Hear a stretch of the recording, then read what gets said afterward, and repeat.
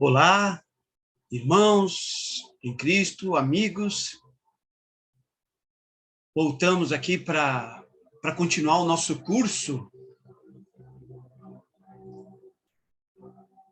Princípios do Decálogo. E agora, com essas novas duas aulas que nós vamos dar agora, né, que é o contexto da lei, né, dos 10 mandamentos, é importante a gente começar a falar um pouco do livro do Êxodo, que é o mais importante no sentido quando se fala dos 10 mandamentos. Porque quando o povo recebeu a lei de Deus, ele recebeu da própria boca de Deus. É Deus falando para o povo os 10 mandamentos. Mas como é que está a mente do povo na hora que eles recebem? O que aconteceu? Qual que é a situação psicológica do povo de Israel quando Deus dá os 10 mandamentos ao povo? Não sei se vocês perceberam aqui, né? Mudei um pouco o cenário, porque antes o cenário era uma praia, um coqueiro, né? Ana, minha esposa, ela disse que eu estava enganando o povo, né? Ou dando inveja para o pessoal, sendo que esse cenário é arrumado, né? Então, eu resolvi mudar o cenário, coloquei que o cenário tem mais a ver com a nossa aula, né? As duas placas dos 10 mandamentos. Bom, irmãos, vamos então começar o contexto, né? A aula 4, que é o contexto da linha 5, da lei, contexto da lei, a primeira parte. É que é muita informação, então eu dividi em duas partes, certo? Princípio do Decálogo, aula 4, o contexto da lei. Então, vamos pegar o livro do Êxodo. O livro do Êxodo é o segundo livro da Bíblia. Os 5 primeiros livros é chamado de Pentateuco, né? Penta, 5, é chamado de Pentateuco. Então, esses 5 livros, o segundo livro é o livro do Êxodo. Ele é continuação, parece, né? Continuação do livro de Gênesis, o primeiro livro de Gênesis. E por que esse livro é importante? Porque ele conta desde o nascimento de Moisés, a passagem pelo Mar Vermelho e a entrega da lei. Além disso, Deus dá a entrega de toda a lei para Moisés. Explica como construir o tabernáculo, né? Como construir o tabernáculo. Ele mostra Deus entregando as tábuas, as duas tábuas, né? Que a gente está vendo aqui as duas tábuas, né? Da lei, né? Escrita dos dois lados, né? Que é uma representação, né? Mas as leis de Deus são escritas dos dois lados, né?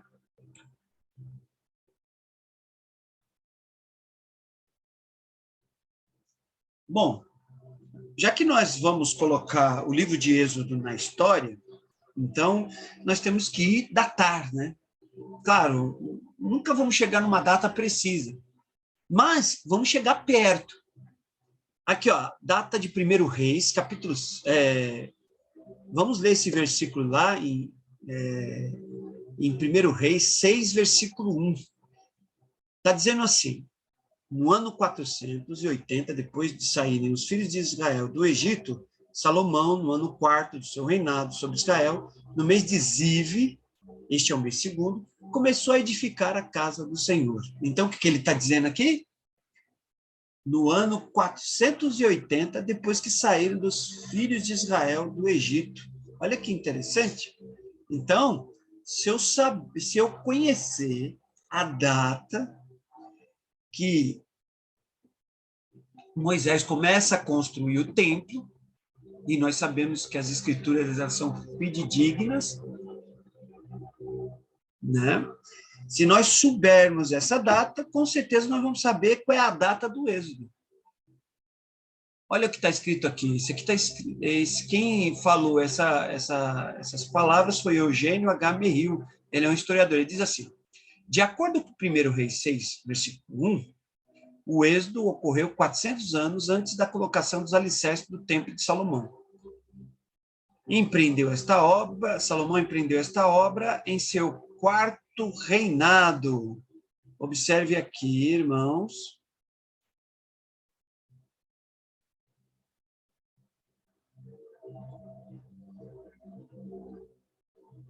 Observe aqui, ó. Quarto reinado. 966 a.C. Então, o êxodo, de acordo com a hermenêutica aqui, essa palavra hermenêutica quer dizer interpretação normal e séria avaliação dos dados cronológicos bíblicos, teve lugar em 1446 a.C. Então, esse historiador está dizendo que se nós fizermos uma interpretação normal, né, e uma séria avaliação dos dados cronologicamente, nós temos o êxodo em 1446. Então, nós estamos colocando aos poucos o livro do Êxodo na história. O livro do Êxodo, né, vamos fazer uma cronologia, né, colocando o Êxodo na história. Quando a gente fala em 1446, que dinastias de Faraó governavam o Egito naquela época? É isso que a gente tem que pensar. Que dinastia? Que dinastia era a 18ª dinastia? Para nós entendermos aqui o que é a 18ª dinastia.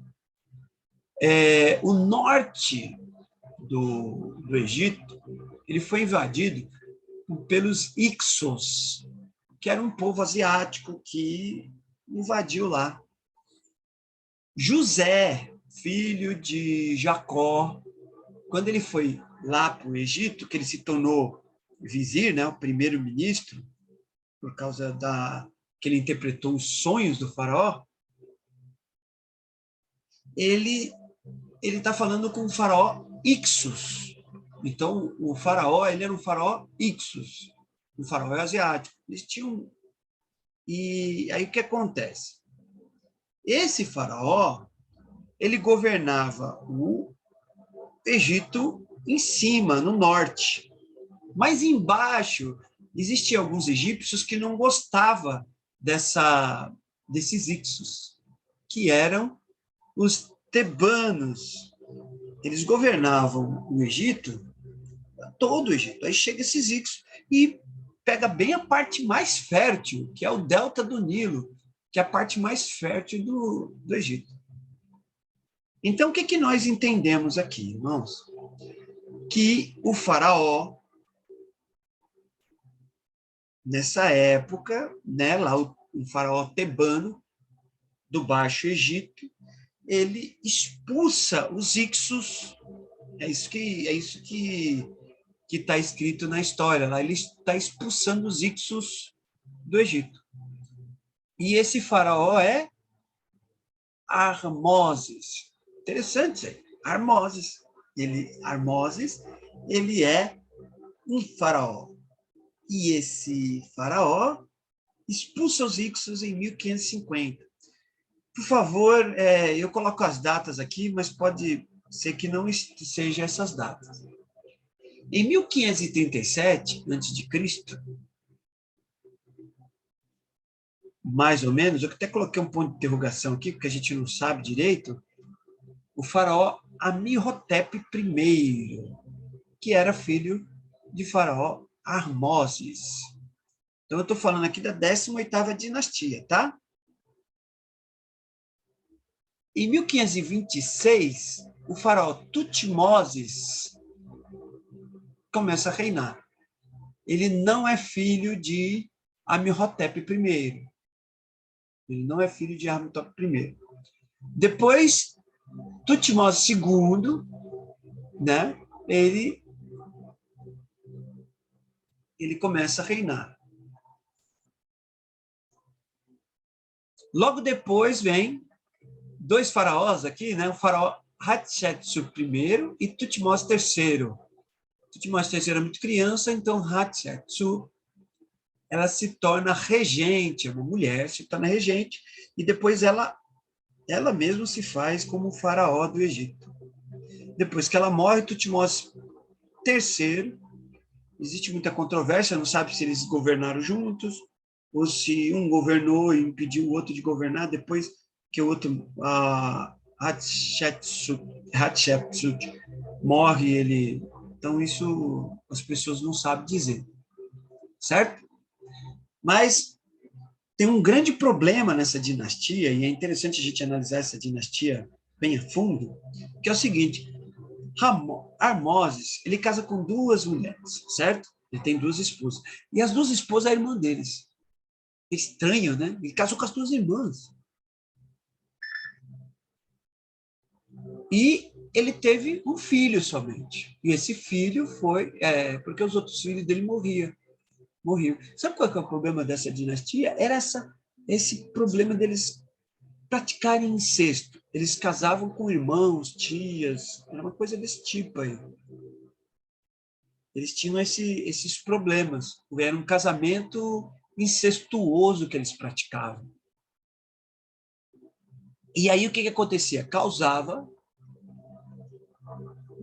defeitos congênitos, consanguíneos. Então, muitos nasciam doentes. Muitos nasciam doentes e até morriam por causa disso, né? Poxa, casar com irmãos, hoje em dia a gente acha um absurdo, mas para aquela época isso não era tão absurdo assim, né? Para eles, né? Principalmente para essa dinastia, a dinastia tebana. Eles não achavam tão errado isso. Então, Amenhotep teve 3 filhos, e os 3 filhos dele morreram e não puderam tomar o trono. Né? Então, o que Tutmoses primeiro, ele tinha 2 filhas. Essas 2 filhas casou com Tutmose I. Certo? Tutmose I teve um filho chamado Tutmose II. Hatshepsut é filha de Tutmose I.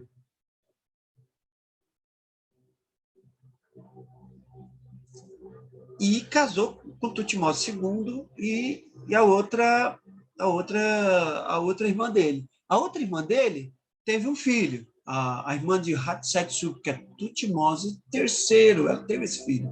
Então, ele era candidato ao trono.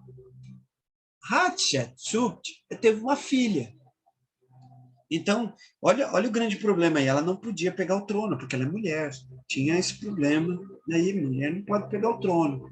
Né? Ela não teve filho homem, mas a irmã dela teve filho homem. Aí o que aconteceu? Tutmose II, ele morreu cedo. E Tutmose III não podia pegar o reino porque ele era muito jovem. E Hatshepsut se torna rainha, ela se torna regente. Ela era sacerdotisa de Amon-Ra, né? Do deus Amon-Ra, que é o deus que eles adoravam. E Tutmose III era muito criança para poder reinar. Então, o que ela faz? Ela esconde Tutmose III, se torna regente e começa a governar o Egito. Aí ela coloca uma barba postiça, coloca o turbante de faraó, né? Usa as duas, o cajado e a vara, né? Do Egito, do faraó, e se torna faraó. Ela se declara faraó. Ela se declara deusa, viva, governando sobre o Egito. Coisa muito louca. E Tutmoses III se torna fica lá, meio que esquecido. Então, é nesse cenário que o livro do Êxodo ele está começando, né? Por exemplo, Moisés ele nasce em 1526. 1526. Observe, olha, entre 1537 e 1526, Quem está reinando? Amenhotep I. Então, Ramoses ou Amenhotep I deve ser o faraó do Egito. Um dos dois provavelmente deve ser o faraó do Egito. Vamos abrir lá em Êxodo e vamos ler do capítulo 1 do versículo 1 em diante. Está dizendo assim no livro. Está dizendo assim: são estes os nomes dos filhos de Israel, que entraram no Egito com Jacó, cada um a sua família.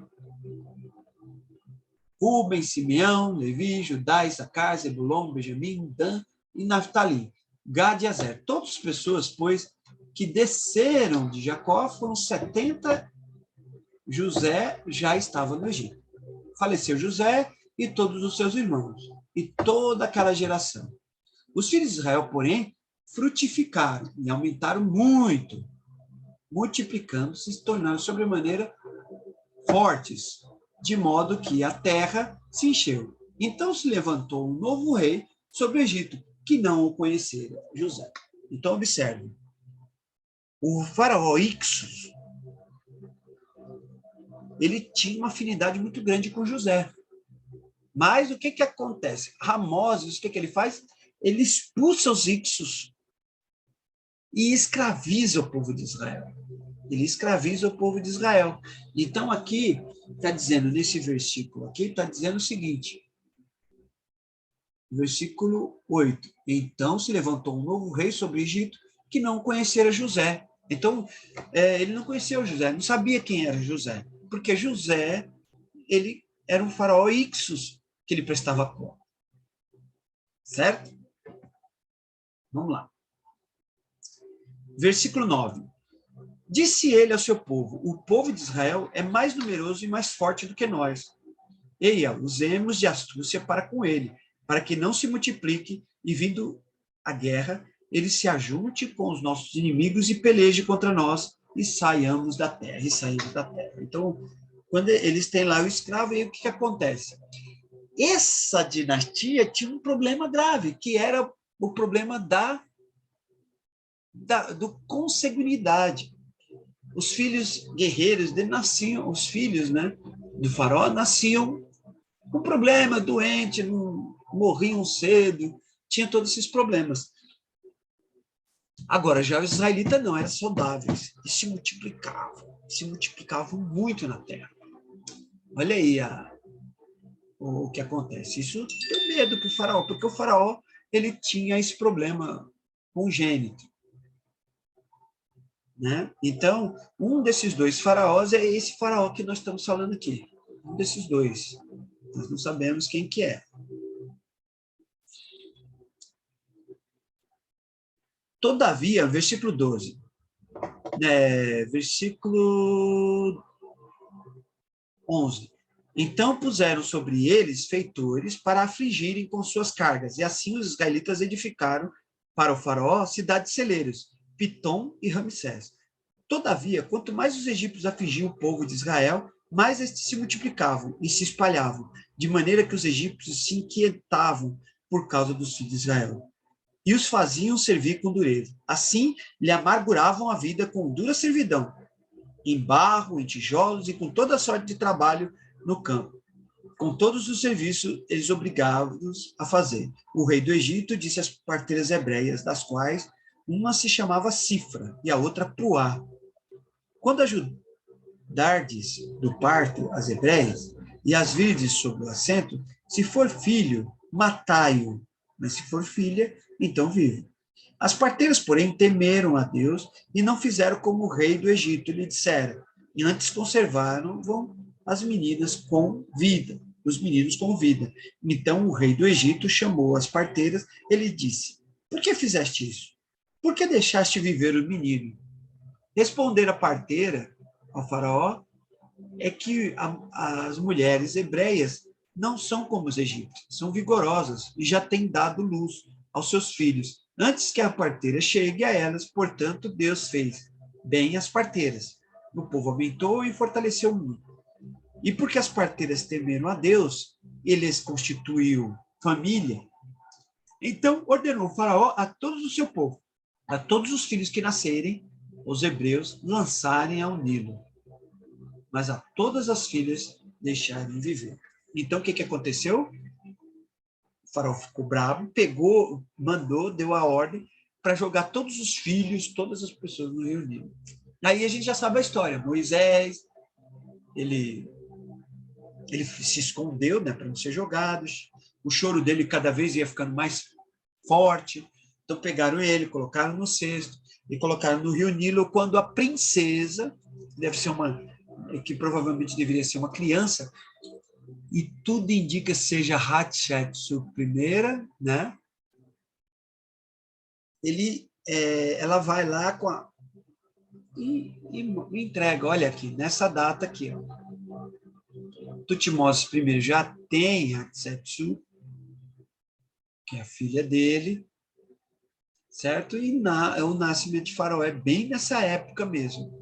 A data do êxodo se encontra na 18ª dinastia, provavelmente dentro do reinado de Tutmoses III e Hatshepsut I, a famosa faraó feminina da história, que é a minha candidata que resgatou Moisés das águas do Nilo. Eu creio, não é um chute, é bem provável, é bem provável.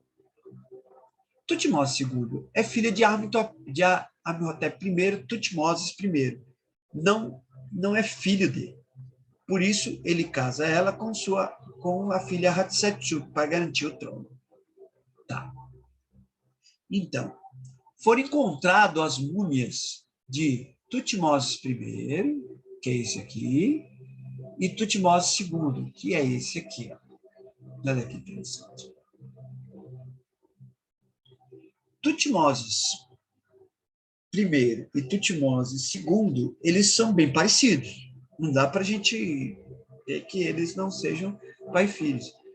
E aí eles fizeram uma análise e encontraram vários problemas congênitos. Vocês estão entendendo? Vários problemas congênitos eles tinham. Porque eles praticavam incesto. Certo?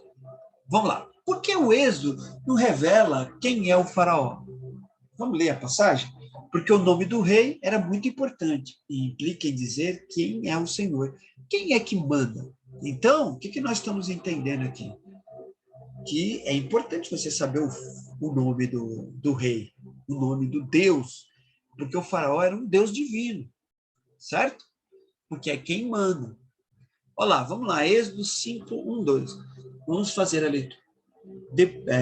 Depois foram Moisés e Arão e disseram a Faraó: assim diz o Senhor. Né? A palavra que eu queria que vocês. No original não está escrito Senhor, está tendo pentagrama sagrado, né? Que é um nome de Deus. Né? Yahvé, ou Yahweh, ou Yahweh,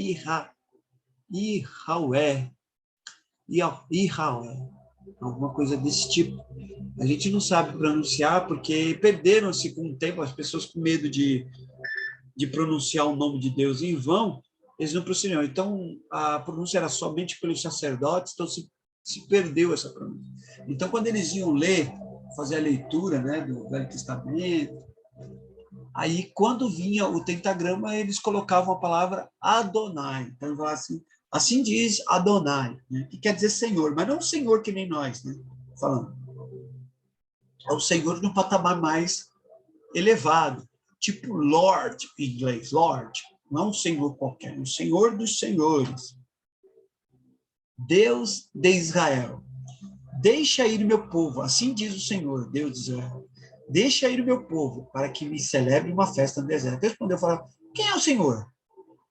Yahvé, para que lhe ouça eu a voz e deixe ir o Israel. Não conheço o Senhor, Yahvé, nem tampouco deixarei ir a Israel. Deixa eu explicar aqui essa parte. Então, o faraó ele pergunta quem é o Senhor, Yahweh, quem é Yahvé, né? Essa é uma pergunta interessante, porque o faraó ele tinha 4 nomes. Um nome era secreto. Entendeu? Então o que acontece? O que ele pergunta para saber quem é porque ele vai perguntar para o sacerdote quem é esse. Então, o sacerdote, ele vai olhar uma lista de nomes secretos para saber de que Deus ele está falando. É esse Deus que ele está falando, porque é o único jeito do faraó liberar o povo de Israel para ver. Só que eles olham na lista e não encontram o nome de Deus. Então ele fala assim, olha, não conheço o Senhor e nem tampouco deixarei. Esse Eugênio H.M. Hill, ele dá uma tese bem interessante. Em suma, creio que o nome do faraó não é mencionado de propósito. Durante toda a narrativa do Êxodo, o faraó implica ou pergunta, quem é o Senhor para que eu ouça a sua voz para deixar ir Israel? Eu não conheço o Senhor, nem vou deixar ir Israel. Êxodo 5:2. A ironia, talvez, intencional, é que não sabemos o nome do faraó, mas sabemos o nome do Senhor, Yahvé. Eu sou. O livro do Êxodo não foi escrito para exaltar o faraó egípcio, que era considerado um rei Deus divino, mas sim o Deus de Israel. Quem fala isso é Eugênio H. Merrill, historiador que conta a história de Israel. E é interessante isso, irmãos, é muito interessante, amigos, que é essa coisa, né? O faraó, o nome do faraó é importante, porque ele é o Senhor, né? Só que a Bíblia, ironicamente, não fala, porque a Bíblia não exalta o faraó. Sabia? Nós tivemos o nome das duas parteiras, olha que interessante, das duas parteiras, nós tivemos o nome delas, mas não tivemos o nome da faraó, nem o nome da princesa que resgatou, né? Para nós isso causa um grande problema, porque a gente não sabe identificar na história que faraó é, e não, aí a gente tem um pouquinho de dificuldade de colocar o êxodo na história, né? E fica difícil, porque quando eu vou procurar, né, o êxodo na história, a gente não consegue encontrar, né? Mas, por outro lado, o êxodo ele está exaltando o nome do Senhor. Bom, vamos em frente. Quantas pessoas saíram do Egito? É bom, é interessante a gente saber isso. O número do povo de Israel, Êxodo 5, Êxodo 5, 5, né? Vamos ler o Êxodo 5, versículo 5. Está dizendo assim: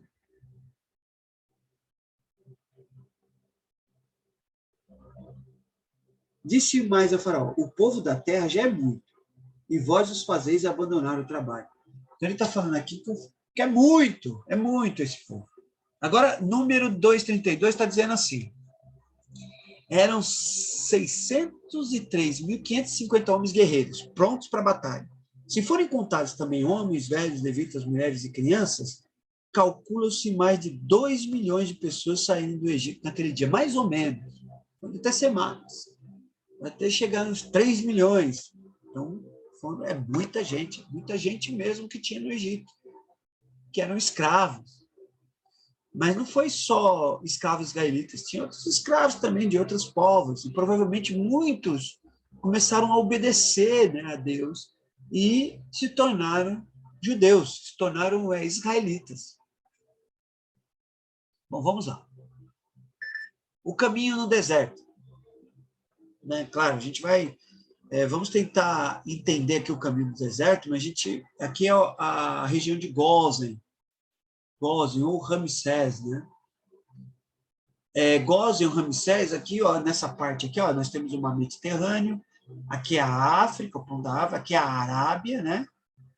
Aqui é a península, península do Sinai, chamada Península do Sinai, né? Gósen, essa é a terra de Gósen, né? Vamos abrir nossas Bíblias lá em Êxodo capítulo 13. Mas, ó, vamos tentar pensar aqui na região de Gósen, que é onde ficava o povo de Israel, no delta do Nilo, né? O que aconteceu? O povo de Israel teve as 10 pragas, né? Moisés vai tentar salvar o povo, né? Não, mas eu acho que é melhor a gente deixar as coisas mais certas, né? Quando Moisés completa 40 anos, ele mata um egípcio, ele comete uma besteira e mata o egípcio, né? E aí ele é obrigado a fugir. Tutmós III, ele era criança, né? E ele era o sucessor do reino.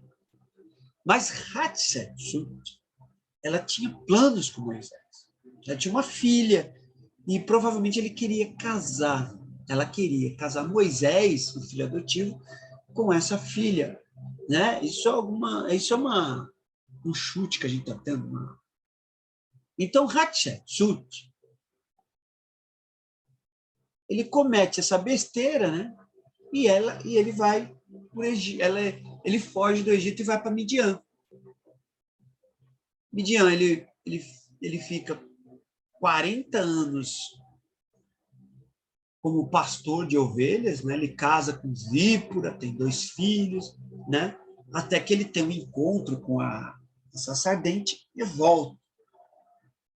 Ele volta porque Deus dá uma missão para ele libertar o povo de Israel, que está sofrendo como escravo lá no Egito.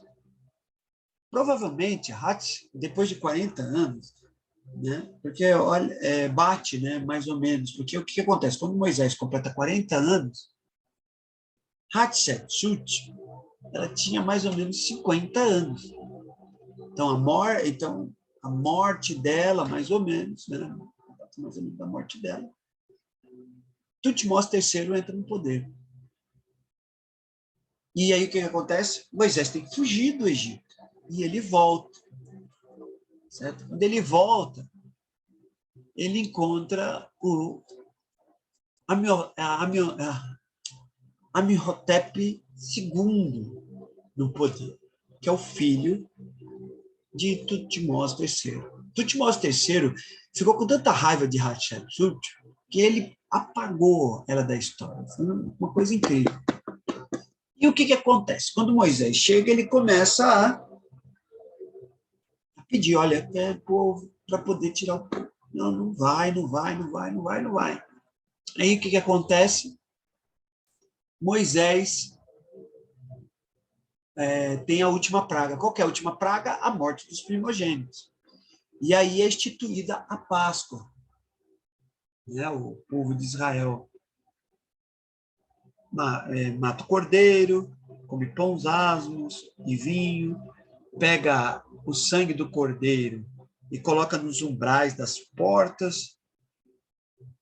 Quando o anjo da morte vai passar, mata só egípcios ou aqueles que não mataram o cordeiro. Lembre que o cordeiro ele é um substituto, ele está substituindo o filho primogênito para que. Então, todos aqueles que sacrificaram o cordeiro colocaram o cordeiro no lugar dele. Então, o anjo da morte não levou esse menino. E aí, com a morte do faraó, aí foi a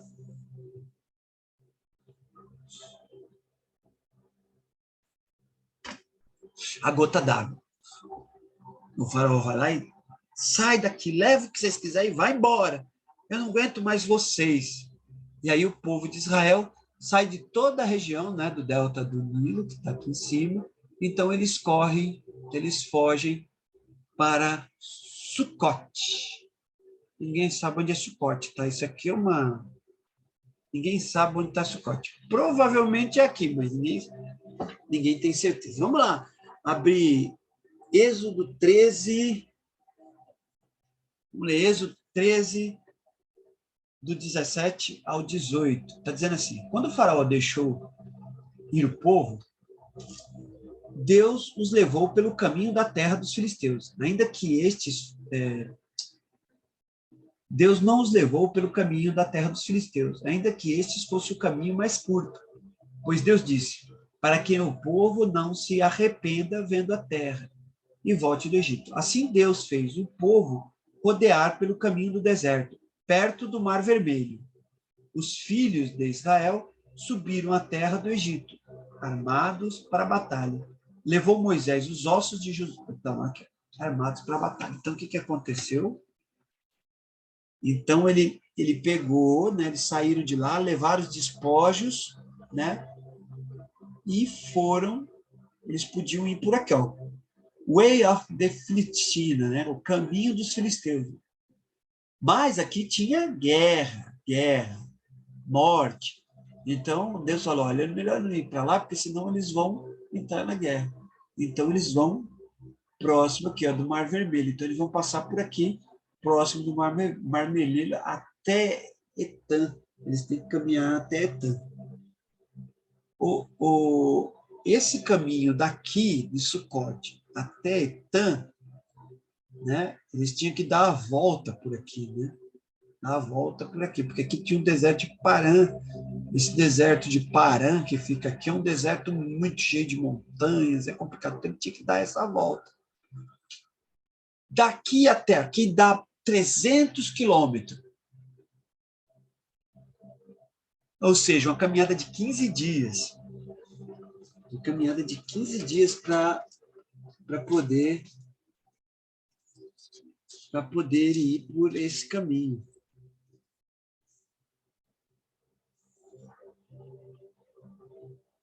Aqui, ó, o versículo 20 está dizendo assim. Assim partiu, vamos lá para o capítulo, está dizendo assim. Assim partiu de Sucote e acamparam em Etã, à entrada do deserto. O Senhor ia adiante deles, de dia numa coluna de nuvem, para os guiar pelo caminho, e na noite uma coluna de fogo, para iluminar o fim de que caminhasse de dia e de noite. Nunca se apartou o povo da coluna da nuvem de dia e nem da coluna da noite. Então, o que ele está querendo dizer? Que esse povo demorou 7 dias para chegar. Lembra? Normalmente, quando você está caminhando aqui, você demora 15 dias. Mas eles demoraram 7 dias. Porque como é que você faz uma caminhada dessa e demora 7 dias? Como que vocês fizeram isso? Caminhava de dia e de noite. Mas como que eles descansavam se eles caminhavam de dia e de noite? Provavelmente uns colocavam nas carroças, carregavam, e aí depois eles iam revezando. Eles tinham que ficar revezando. Aí pegava as mulheres, as crianças, colocavam nas carroças, ia carregando, depois pegava, ia dormindo e eles iam andando. E uma nuvem, interessante, uma coluna de nuvem, uma coluna de me fala?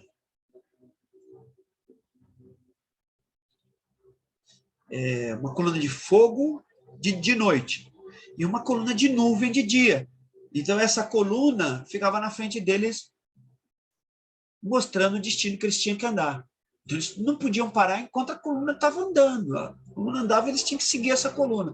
A coluna parava, aí eles acampavam naquele local. Então, a Bíblia fala que eles demoraram 7 dias para chegar em Etã, em Sucote, Etã. 7 dias caminhando no deserto. E o faraó se arrepende, né? Depois de 3 dias de caminhada, eles já estavam 3 dias caminhando. O faraó se arrepende. Eu não acredito, que besteira que eu fiz. E vai lá, pega todo aquele exército deles e sai correndo no caminho. Eles querem encontrar, de qualquer forma, eles querem encontrar o povo. Eles querem encontrar o povo. Até que ele chega, aqui está dizendo, ele chega em Pierote, né? Em Pierote. Não sei se vocês perceberam, o The Red Sea, que é o Mar Vermelho aqui, ele tem duas, olha, vocês podem ver, tem 2 braços aqui o Mar Vermelho. O Golfo de Suez e o Golfo de Acaba. Então, existe várias hipóteses, né? Então, tem uma hipótese que ele atravessou o Mar Vermelho por aqui. Outros dizem que tem um Pantanal aqui chamado Mar de Junco, então que foi um erro em inglês, na hora de traduzir para o inglês, não pode ser, então, Mar Vermelho, então eles acreditam que eles atravessaram um pântano que tem aqui, né? Um pântano. Que esse pântano é ligado ao mar Mediterrâneo, né? Aí o que aconteceu? Houve um maremoto, né? Então, o maremoto, aí o que aconteceu? Na hora que houve o maremoto, o mar se abriu, aí o povo passou em seco, né? É o que dizem, né? Mas, e tem esse porto aqui de Nueba, né? Que eles acham que é Pierrot, né? O Mar Vermelho tem dois braços, o Golfo de Suez e o Golfo de Acaba. A região entre os dois braços sempre foi considerada a região do Sinai, mas hoje sabemos que não é possível, pois esse território pertencia ao Egito. Provavelmente a região do Sinai fica na antiga Midian, em Jebel, em Laos, na Arábia Saudita. Então, aqui a Península do Sinai não é a Península do Sinai, é o que dizem, né? A As pessoas não aceitam aqui como Península de Sinai, porque o lugar onde eles falam que tem o Monte Horebe aqui, né, que é um morro lá, aquele famoso, né, esse morro não cabe 2 milhões de pessoas. Isso que é um lugar pequeno, né, não cabe 2 milhões de pessoas. Mas esta praia que tem aqui, ó, Nueba, né, eu li essa passagem já, né? O Senhor ia diante deles durante o dia numa coluna tal, nunca se apartou do povo. Aqui é só para a gente entender, né? Olha, aqui uma coluna de nuvem e uma coluna de fogo de noite, que eles andavam, né? E depois que o tabernáculo ficou pronto, né? Ficava essa coluna em cima do tabernáculo. Muito interessante. Então, aí nós temos, ó, se eu voltar aqui um pouquinho, né? Ó, tá vendo? Nueba, né? Aqui é o Egito, aqui é Egito, né? Por enquanto é Egito, Nueba. Então, nós temos aqui a praia de Nueba. Essa praia aqui, ela cabe 2 milhões de pessoas sossegado, que essa é a questão. Essa praia aqui cabe 2 milhões de pessoas. É muito interessante. Então, aí o que acontece? Está o povo todos aqui reunidos, né? Só que quando eles chegam aqui, 7 dias, exausto, cansado, sem recursos, atrás vem aqui, ó, nesse caminho, né? Aqui é Etã, né? Isso é Etã, que é a entrada para o deserto. E o povo egípcio cai aqui. O que acontece? Nós temos aquela nuvem, né? Que vira fogo durante a noite, né? Que transforma em fogo durante. Ele sai da frente, né? Do Egito, né? Porque essa nuvem, né? Que fica em cima do mar, né? As pessoas estão achando estranho, a nuvem nos levou, esse fogo nos levou para o mar. Então essa nuvem ela sai e vai para trás deles. Então é interessante que conta aqui que para os egípcios eles viam apenas uma nuvem escura, então não deixava eles passar. E para o povo era um fogo que tinha e aí iluminava a noite ali da praia para eles, né? Então muitas pessoas acreditam que seja Nueba e que o Monte Sinai fica na Arábia, certo? Mas por que o Monte Sinai fica na Arábia? Qual que é? Vamos abrir lá em Gálatas, capítulo 4, versículo 25. Aí eles acham que seja na Arábia por causa dessa passagem aqui, ó. Gálatas 4, versículo 25. Né? Existem muitas contestações aqui. Está dizendo que em Gálatas 4, 25. Assim, ora, esta Agar é Sinai, o monte da Arábia, que corresponde a Jerusalém atual, porque é escrava com seus filhos. Vamos ler o texto para a gente entender o contexto. Está dizendo assim, do versículo 21. Está dizendo assim, e disse-me,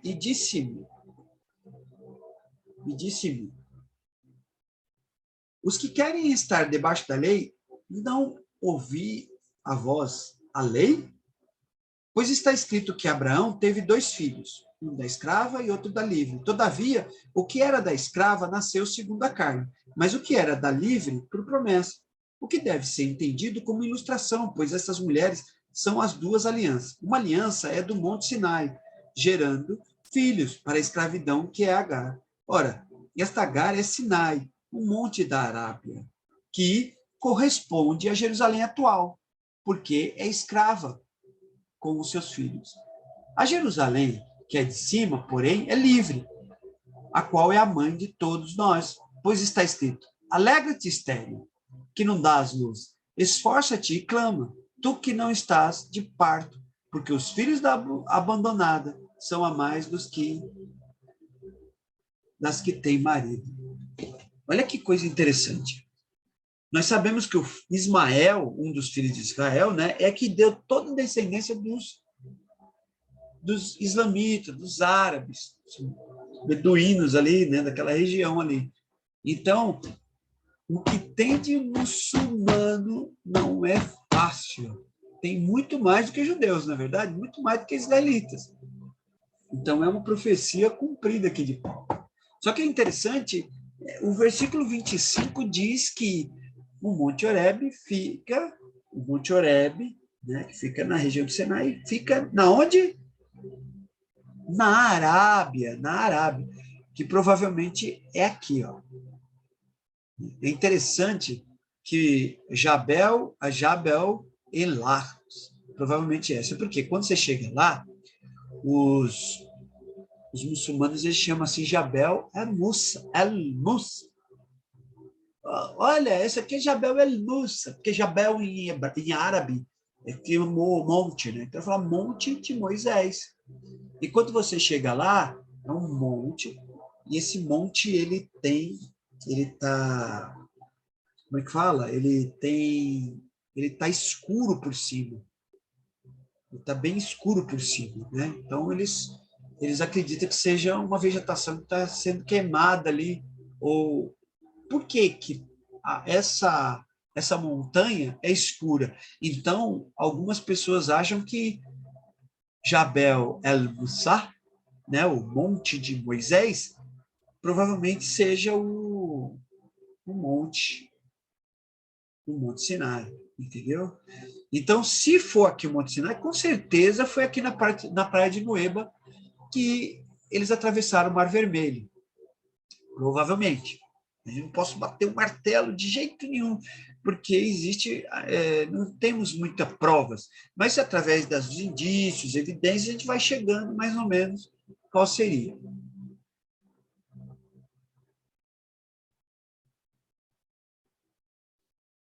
Então, a praia de Nueba, o povo está encurralado, tem o mar na frente.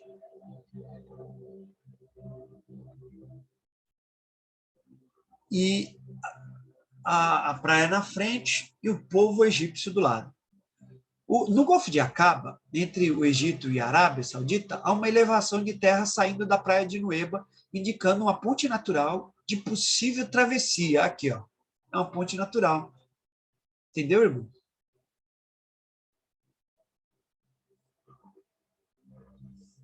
Êxodo 14, do 10 ao 12.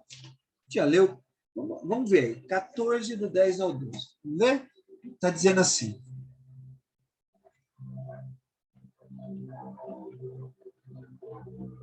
Descendo seu pai à casa daquela mulher, opa, estou em Juízes, opa, Êxodo.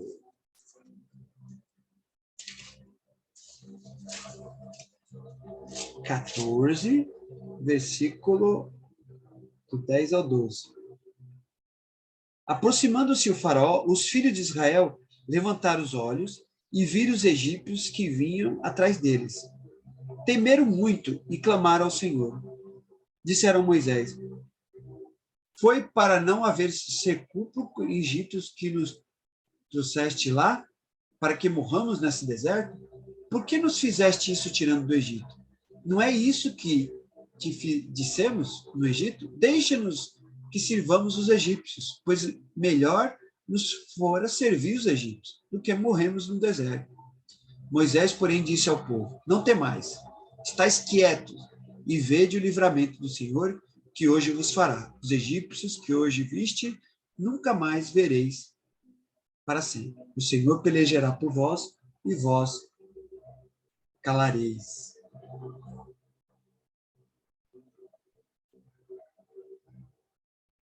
Então, aqui está falando,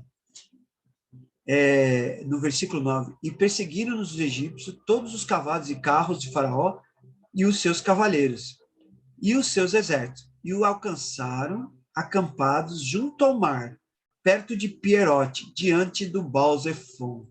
Então, perto do Pierote, Pierote aqui, ó, perto de Baal-Zephon.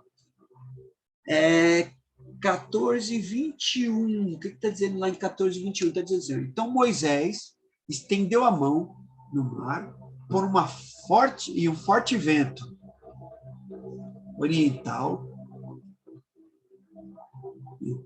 toda aquela noite, e fez do mar a terra seca. As águas foram divididas, e os filhos de Israel entraram pelo meio do mar em seco, e as águas lhe foram qual muro à sua direita e à sua esquerda. Então, o que ele está querendo dizer aqui? Que nós temos o mar, eles passaram pelo mar, pela terra, passaram pelo mar. Vamos, eu queria que vocês viessem aqui, ó, Pierrote seria casa de Hairote, Pierrote, que é Egito. E aqui, irmãos, seria a praia. Então, existe uma elevação de terra nessa região aqui, no Mar de Acaba, uma elevação de terra, e o mar passa por aqui. Então, o que acontece? Essa elevação de terra que vocês estão vendo aqui, ó, isso é uma ponte natural, que já existia. O que Deus fez? Deus fez soprar um vento, que ficou a noite toda ventando aquele vento. E aí, esse vento, que vinha do Oriente, né, da Arábia, abriu o mar e ficou duas paredes do mar, duas paredes grandes. E aí o povo começou a passar pelo mar até a Arábia Saudita. Eles foram passar para a Arábia Saudita. Certo? Tá, para não se estender muito a aula, né?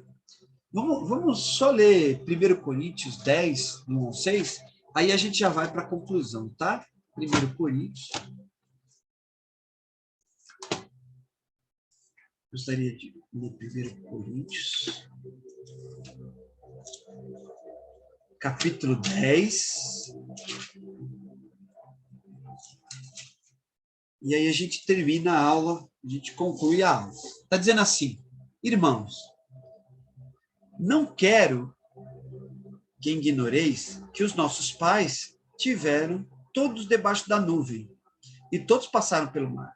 Todos foram batizados em Moisés na nuvem do mar. Todos eles comeram do mesmo comida espiritual e beberam da mesma bebida espiritual, pois bebiam da pedra espiritual que os seguiam, e a pedra de Cristo.